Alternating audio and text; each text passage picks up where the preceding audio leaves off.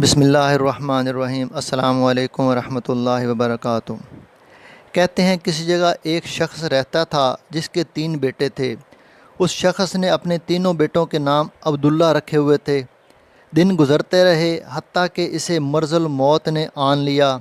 اس نے اپنے تینوں بیٹوں کو بلا کر وصیت کی کہ عبداللہ کو وراثت ملے گی، عبداللہ کو وراثت نہیں ملے گی اور عبداللہ کو وراثت ملے گی۔ اس کے ساتھ ہی اس کی روح قبض ہو گئی۔ یہ خود تو فوت ہو گیا مگر اپنے بیٹوں کو حیرت میں ڈال گیا کہ کیسے فیصلہ کریں، کن 2 عبداللہ کو وراثت ملے اور کس ایک کو نہیں ملے گی۔ تینوں نے فیصلہ کیا کہ شہر جا کر قاضی سے اپنا مسئلہ بیان کریں اور اس سے کوئی حل مانگیں۔ تینوں اپنے زاد راہ کے ساتھ شہر کے لیے عازم سفر ہوئے۔ راستے میں انہوں نے ایک ایسے شخص کو دیکھا جو اپنی کسی گمشدہ چیز کو تلاش کرتا پھرتا تھا۔ ان بھائیوں کے پوچھنے پر اس نے بتایا کہ اس کی اونٹنی گم ہو گئی ہے جسے وہ تلاش کرتا پھر رہا ہے۔ ایک عبداللہ نے پوچھا، کیا تیری اونٹنی ایک آنکھ سے کانی تھی؟ اس آدمی نے کہا، ہاں ہاں ایسا ہی تھا۔ دوسرے عبداللہ نے پوچھا، کیا تیری اونٹنی ایک ٹانگ سے لنگڑی تھی؟ تو اس آدمی نے جلدی سے کہا، بالکل صحیح، میری اونٹنی واقعی ایک ٹانگ سے لنگڑی تھی۔ تیسرے عبداللہ نے اونٹنی کے مالک سے پوچھا، کیا تیری اونٹنی کی دم کٹی ہوئی تھی؟ تو اس نے کہا خوشی سے، بالکل ٹھیک، میری اونٹنی کی دم بھی کٹی ہوئی تھی، بس اب جلدی سے بتا دو میری اونٹنی کہاں ہے۔ تینوں عبداللہ نے مل کر جواب دیا، بخدا ہمیں آپ کی اونٹنی کے بارے میں کوئی علم نہیں ہے، ہم نے اسے ہرگز نہیں دیکھا۔ اونٹنی کا مالک ان کی یہ بات سن کر غصے سے پاگل ہو گیا۔ اس نے فیصلہ کیا کہ اس تینوں کو کھینچ کر قاضی کے پاس لے جائے گا۔ اسے پورا یقین تھا کہ اس کی اونٹنی کو یہ تینوں ذبح کر کے کھا چکے ہیں اور اب اپنے جرم کو چھپانے کے لیے جھوٹ بول رہے ہیں۔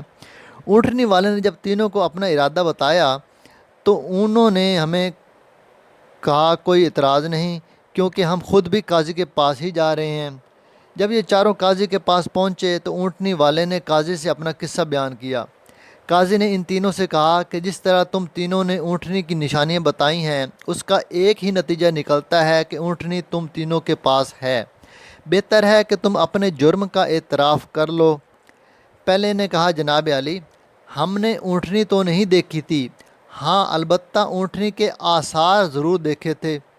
جب میں نے اسے کہا تھا کہ تیری اونٹنی ایک آنکھ سے کانی ہے تو میں نے دیکھا تھا کہ راستے کے ایک طرف کا گھاس تو خوب چرا ہوا ہے مگر دوسری طرف کا ویسے ہی باامان موجود ہے۔ اس کا ایک ہی مطلب تھا کہ اس شخص کی اونٹنی ایک آنکھ سے کانی رہی ہوگی۔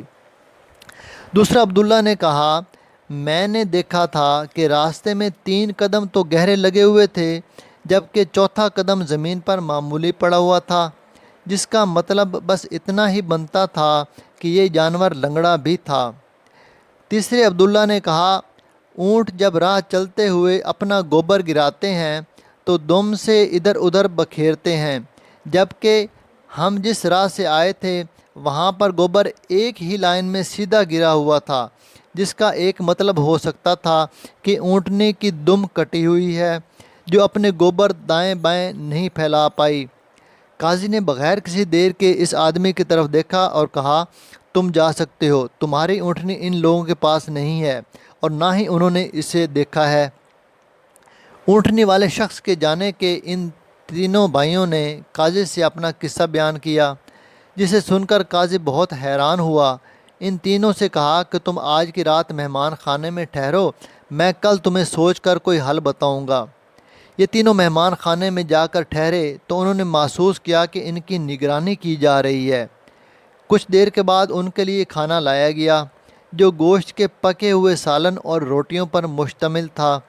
پہلے نے کھانے کو دیکھتے ہی کہا، یہ سالن کتے کے گوشت کا بنا ہے۔ دوسرے نے کہا، روٹیاں جس عورت نے پکائی ہیں وہ حمل کے ساتھ اور پورے دنوں سے ہے۔ تیسرے نے کہا، یہ قاضی حرام کی اولاد ہے۔ بات قاضی تک پہنچ گئی۔ اس نے تینوں کو دوسرے دن اپنی عدالت میں طلب کر لیا اور تینوں سے مخاطب ہو کر کہا، تم میں سے کس نے کہا تھا یہ کتے کا گوشت پکا ہوا ہے؟ پہلا بولا، میں نے کہا تھا۔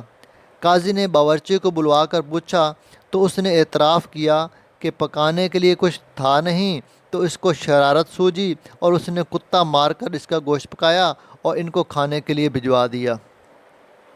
قاضی نے پہلے سے پوچھا تمہیں کیسے پتہ چلا یہ گوشت کتے کا ہے؟ تو اس نے بتایا گائے، بکری یا اونٹ کے گوشت کے نیچے چربی لگی ہوتی ہے، جبکہ یہ سارا چربی نما تھا جس کے نیچے کہیں کہیں گوشت لگا ہوا تھا۔ قاضی نے کہا تم وہ عبداللہ ہو جس کو اپنے باپ کے مال سے وراثت ملے گی۔ قاضی نے دوبارہ ان سے مخاطب ہو کر پوچھا کس نے کہا یہ روٹیاں ایسی عورت نے بنائی ہیں جو 9 ماہ کے حمل کے ساتھ اور اپنے پورے دنوں سے ہے؟ جواب میں دوسرے نے کہا کہ میں ہوں جس نے یہ کہا تھا۔ قاضی نے پوچھا تمہیں کیوں کر یہ لگا؟ تو اس نے کہا میں نے دیکھا روٹیاں ایک طرف سے پھولی ہوئی اور خوب پکی ہوئی ہیں تو دوسری طرف سے کچی اور موٹی رہ گئی ہیں۔ میں نے اس سے یہی اخذ کیا کہ روٹیاں بنانے والی ایسی خاتون ہے جس سے تکلیف کے مارے زیادہ جھکا نہیں جا رہا اور وہ سامنے کی چیز بھی نہیں دیکھ پا رہی، جس کا مطلب یہی بنتا تھا کہ عورت حاملہ ہے اور روٹیاں بنانے میں تکلیف محسوس کرتی رہی ہے۔ قاضی نے اس دوسرے سے بھی کہا کہ تم وہ عبداللہ ہو جسے اس کے باپ کے ترکہ سے وراثت میں حصہ ملے گا۔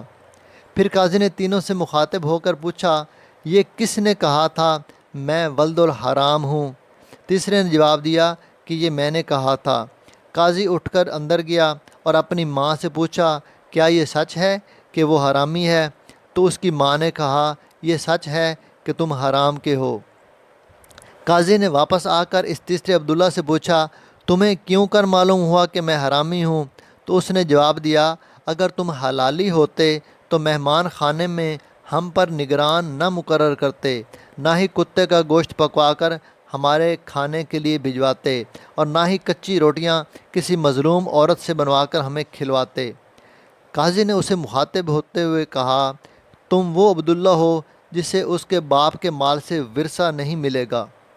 تیسرے نے حیرت کے ساتھ قاضی کو دیکھا اور پوچھا مگر ایسا کیوں ہے؟ قاضی نے کہا کیونکہ ایک حرامی ہی دوسرے ولد الحرام کو ٹھیک ٹھیک پہچان سکتا ہے اور تم بھی میری طرح حرام کی اولاد ہو۔ وراثت پانے والے دونوں عبداللہ اپنی ماں کی طرف لوٹے اور دریافت کیا کہ ہمارے تیسرے بھائی کا کیا ماجرا ہے۔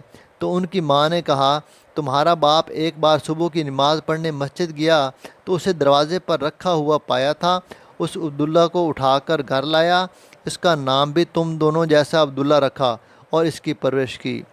جی تو ایسی ہوتی ہیں عربوں کی حکایتیں جن میں حکمت کے درس بھی ہوتے ہیں۔